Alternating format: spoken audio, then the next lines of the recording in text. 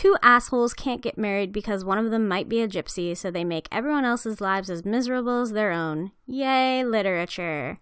Agatha Christie's famous murder mystery taking place on a train, solved by Hercule Poirot, detective extraordinaire, second only to Sherlock Holmes. A typical young adult novel with a couple atypical protagonists battle against age-old stereotypes through the transformative power of music.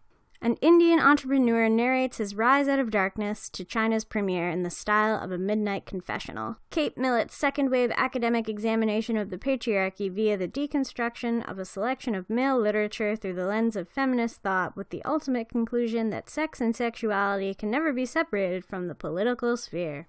Firestone's intimate call to revolution in order to slow the patriarchy's capitalist destruction of Earth. A classic science fiction novel which asks, is it possible for humans to build and maintain a functioning anarchist society as a counter to capitalism? 100 years from now, this novel will serve as a time capsule for middle-class Australian life and anxieties. A wondrous young adult fantasy adventure starring a spunky, nonconformist preteen heroine. A gentle, quiet, reflective journey with life-changing consequences, narrated by a Japanese stray cat. A classic science fiction novel in which 4 versions of one woman are pulled together from across alternate timelines and worlds to question each other's societies and experiences. Agatha Christie's brilliant murder mystery based on the old rhyme regarding the deaths of 10 little soldier boys. A dystopian novel disturbing for its doomsday implications, yet beautiful and moving in its portrayal of love and hope in a bleak landscape. Ursula K. Le Guin's groundbreaking young adult novel about a young man who must overcome his pride and arrogance to achieve greatness. Ursula K. Le Guin's groundbreaking novel about a young woman who must overcome the pride and arrogance drilled into her by an oppressive and ancient system in order to confidently leave that system behind. Tell me more! The further adventures of Ged, now in his middle age, as he reckons with forces attempting to conquer death. This novel is the culmination of Le Guin's Earthsea experiment, which fulfills many character promises within a grounded and masterfully crafted world. A non-fiction work examining the histories, aims, achievements, and failures of the women's movements through the 60s and 70s in the US, Italy, the UK, and the GDR. The first book in Cooper's Time Master trilogy introduces us to the ongoing battle between order and chaos. A well and truly awful book that serves as an exercise in how not to write a fantasy novel. Skip, contrived, tedious, stupid. Stay as far away from this trilogy as possible. You're welcome. An extremely nuanced classic with important things to say about religion, society, and identity. Abdul the carpet seller daydreams about marrying a princess, and his dreams are about to come true and then some, when a magic flying carpet sets him on a quest to rescue an entire castle of princesses. A gothic thriller set in Victorian England in which the unspoken attraction between 2 women unfolds through the pages of their diaries. A deeply moving return to Earthsea which turns the entire series on its head by examining the very existence and use of magic. 3 connected books following the adventures of gambler, rogue, and self-styled con artiste Lando Calrissian that basically reads like fanfiction.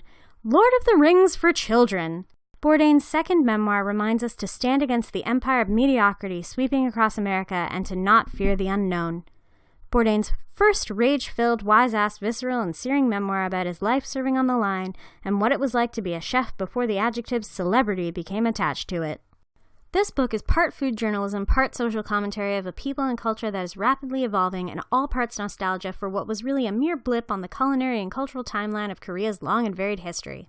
A landmark book from third-wave feminists which strove to inform American girls and women of their past in order to enrich their present and break down barriers obstructing an equitable and diverse future. A love story about 2 non-able-bodied, non-white protagonists spanning decades and oceans. Levy argues that what has been sold to women in America as sexual empowerment was actually a badly disguised arm of the patriarchy all along. Described as a love letter to feminism, Valenti takes on multiple aspects of feminism with sassiness and statistics in this urgent call to all women and men to wake up to the possibility of an equal and awesome society. Greer's landmark second-wave book in the history of the women's movement left me breathless in recognition of a kindred spirit and outraged by the lack of progress made in the past half-century. A brilliantly told story about a girl who was married at 12, a widowed childbirth survivor at 14, and a ruthless young woman who manipulated those around her until she was able to put her son on the throne of England at the age of 42. A haunting novel about a young farm girl who learns to read and write at a terrible price. The heartbreaking memoir of a young woman who spent 3 years in mental institutes being forced to learn how to be an appropriate female instead of getting treatment for the depression which sent her there in the first place. A book of short stories regarding the relationships and experiences of modern-day Indians struggling to balance two disparate cultures both in India and in the USA. It's well past time to raise your voice, raise the flag, and rise up. Not much to say about the 100-plus-year-old Victorian Gothic novella about the nature of good and evil. Yay, literature? An exceedingly obvious romance set in Druidic Ireland. Skip! A beautifully simple memoir about a young woman who awoke early to her ambition and desire to say yes to life and love, but was given few opportunities to pursue either within her adopted, isolated, and abusive childhood home. A modern retelling of Hans Christian Andersen's The Little Mermaid through a feminist lens that is radical and revolutionary. Nadia Bolz-Weber, founder of Denver, Colorado's House for All Sinners and Saints, talks about her rediscovery of faith after years of alcoholism in this open, honest, funny, and self-critical memoir. A work of nonfiction which both added to my knowledge of feminism in the United States at the turn of the century and asked me to question the modern-day implications of the legacy of textbook suffragists. This novel is fascinating and terrifying, and everyone should read it!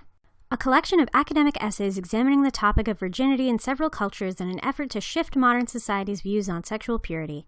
The coming-of-age story of Esperanza, daughter of Mexican immigrants as she struggles to survive the sexism, classism, and racism in the streets of mid-1980s Chicago.